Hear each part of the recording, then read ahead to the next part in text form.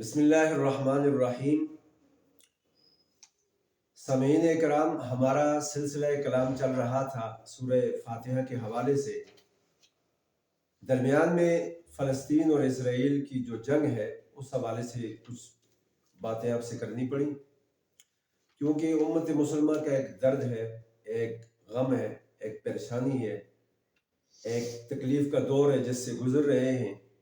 اللہ پاک ان کا حامی و ناصر ہو، اللہ پاک ان کی مدد فرمائے۔ میں نے آپ کے سامنے سورہ فاتحہ کے بہت سے نام لیے تھے کہ یہ سورہ فاتحہ کے نام ہیں۔ ان ناموں میں سے ایک نام یہ تھا ام الکتاب، ام الکتاب یا ام القرآن۔ اب عربی زبان میں اس نمایاں چیز کو کہتے ہیں کہ جو بلندی پہ ہو، اونچائی پہ ہو، جس کے نیچے، جس کے زیر کنٹرول، جس کے تابع فرمان بہت سی چیزیں ہیں، اس کی ذیل میں اس کی ذیلی بہت سی چیزیں ہیں۔ ایک بڑے ٹائٹل کو، ایک بڑے عنوان کو کہا جاتا ہے۔ اس میں بڑی جامعیت ہے، بڑی وسعت ہے، بڑی گہرائی ہے اس لفظ میں۔ یا مثال کے طور پر جیسے ماں ہی کہتے ہیں، ماں کو اگر کہہ دیا جائے کہ جیسے ماں کو کہا جاتا ہے تو ماں کے ساتھ کتنے رشتے متعلق ہوتے ہیں، ماں کی وجہ سے کتنی محبتیں ملتی ہیں، ماں کی وجہ سے کتنا سہارا اور آسرا ملتا ہے۔ ماں وہ واحد رشتہ ہوتا ہے جس کی وجہ سے ساری رشتہ داری، ساری تعلق داری ملی اور جڑی رہتی ہے۔ بہت اختلافات بھی ہو، بہت مسائل بھی ہو، ایک ماں موجود ہو، اس ماں کی موجودگی کی وجہ سے مسائل کا حل نکل آتا ہے۔ ایسی ہی عربی زبان میں کسی بھی نمایاں چیز کو، بلند و بالا چیز کو کہا جاتا ہے۔ جیسے انسان کا پورا جسم ہے، پاؤں کے ناخن سے لے کر کے سر تک، سر کے بالوں تک، یہ پورا بدن ہے، پورا جسم ہے۔ اس کے اندر سب سے نمایاں عضو میں سے، اعضاء میں سے جو عضو ہے سب سے نمایاں وہ سر ہے۔ کیوں کہ سر میں دماغ ہے۔ اب سر کے دماغ کی اوپر والی جگہ کو الراس کہا جاتا ہے۔ کیوں؟ دماغ کے نیچے ہے سارا بدن، سارا جسم۔ اب پھر اس کے بعد بات یہ ہے کہ فوج کا جو جھنڈا ہوتا ہے اس کو بھی کہا جاتا ہے۔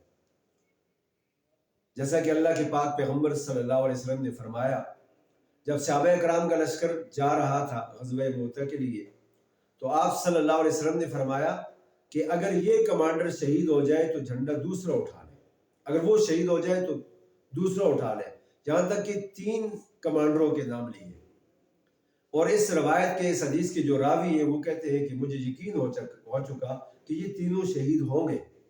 چنانچہ ایسا ہی ہوا، لگاتار ایک کے بعد دوسرا شہید ہوا، دوسرے کے بعد دوسرا، اور پھر تیسرا شہید ہو گیا۔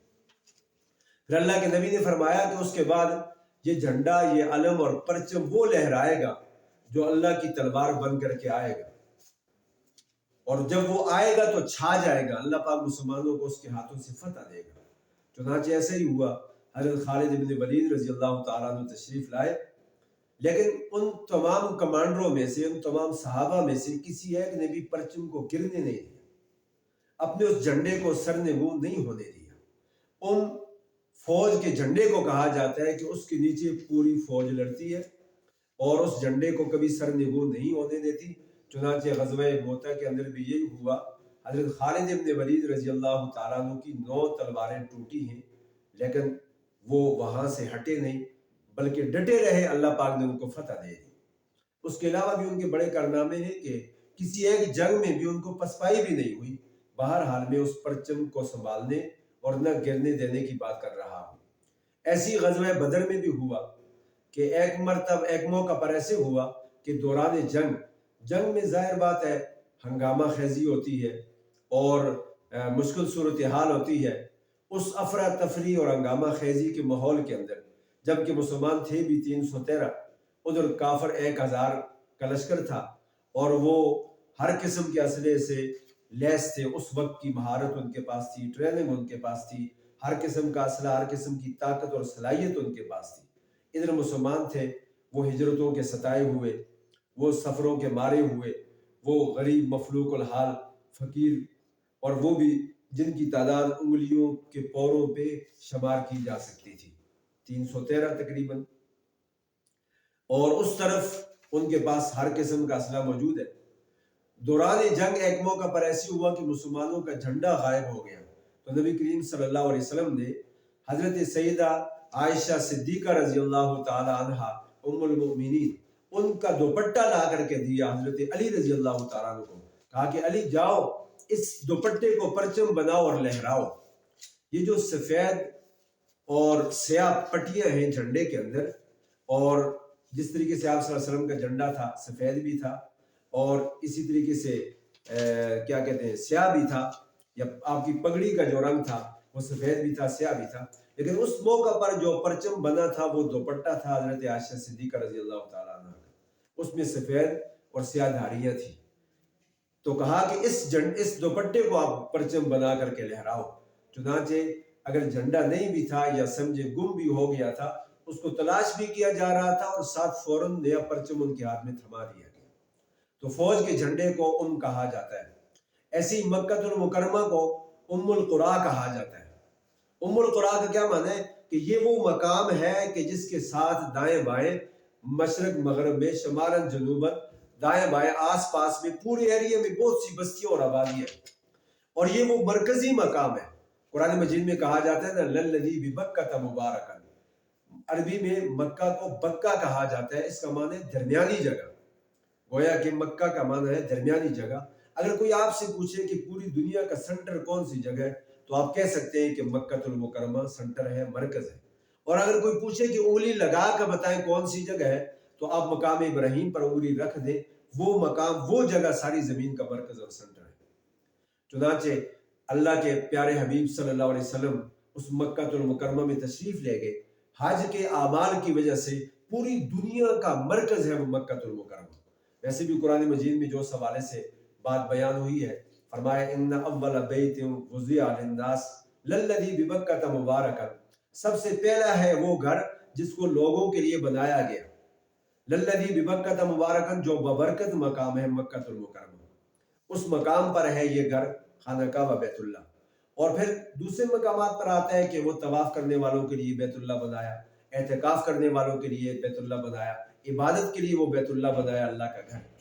تو بہرحال مکہ المکرمہ کو بھی کہا جاتا ہے ام القریٰ، یعنی کہ ساری بستیوں کا مرکز، وہ مرکزیت والی جگہ ہے جہاں پر جانے والے امن میں ہوتے ہیں، وہاں جائیں تو ان کو نمازوں کا ثواب عام اپنے علاقے اور اپنے ایریے کی نماز سے بڑھا چڑھا کر کے اللہ اپنے فضل سے عطا فرماتا ہے۔ جیسے کہ بہت سی روایات ہیں کہ 1000 نماز کا ثواب ہے، یا 50,000 نمازوں کی فضیلت ہے، 1,00,000 نمازوں کی فضیلت تک بیان ہوئی ہے۔ تو یہ ساری فضیلتیں وہاں مکہ المکرمہ میں جانے کے بعد ملتی ہیں۔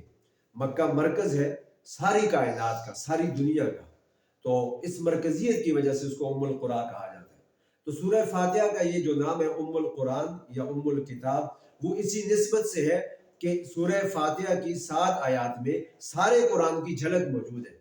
جیسے آپ ایمان مجمل پڑھتے ہیں اور ایمان مفصل پڑھتے ہیں، ایمان مجمل میں بھی مکمل ایمان بیان ہوا، لیکن اجمالی طور پر اختصار کے ساتھ اس کا ایک متن ہے ایمان کا کہ اللہ اپنے ناموں اور صفتوں کے ساتھ ہے، آمنت باللہ کما ہوا باسمائہ وصفاتہ وقبلت جمیع احکامہ، اور میں نے اللہ کے سارے احکامات کو دل سے قبول کیا، اقرار باللسان، میں زبان سے اس کا اقرار کرتا ہوں، تصدیق بالقلب، اور دل سے اس کی تصدیق بھی کرتا ہوں۔ یعنی ایمان اور اسلام دونوں چیزیں اس میں آ گئی، تصدیق قلبی ایمان ہے، اقرار باللسان یہ اسلام ہے۔ تو اس ایمان مجمل میں مجمل طور پر ایمان کو، ایمانیات کو، ساری باتوں کو بیان کیا گیا، لیکن ایمان مفصل میں ایک ایک چیز کا نام لیا گیا۔ آمنت باللہ، میں ایمان لایا اللہ پر، وملائکتہ اور اس کے فرشتوں پر، وکتبہ اور اس کی کتابوں پر، ورسولہ اور اس کے رسولوں پر، والیوم الآخر اور آخرت کے دن پر، یعنی قیامت کا جو دن ہے، جزا سزا کا دن ہے، حساب کتاب کا دن ہے، اس دن پر، والقدر خیرہ وشرہ من اللہ تعالی، اچھی اور بری تقدیر اللہ کی طرف سے ہے، والبعث بعد الموت اور مرنے کے بعد اٹھائے جانے پر، یعنی مرنا بھی ہے، قبر میں بھی جانا ہے، اور اس کے بعد دوبارہ زندہ بھی ہونا ہے، پل صراط سے گزرنا ہے، میدان محشر میں جانا ہے۔ یہ ساری باتوں کو تفصیل سے بیان کر دیا گیا۔ ایسی سورہ فاتحہ کے اندر، سورہ فاتحہ مجمل قرآن ہے، اجمالی طور پر قرآن مجید کیا ہے؟ سورہ فاتحہ ہے، اور تفصیلی قرآن پورے 30 پارے ہیں۔ اللہ تعالیٰ ہم سب کو سمجھنے عمل کرنے کی توفیق عطا فرمائے.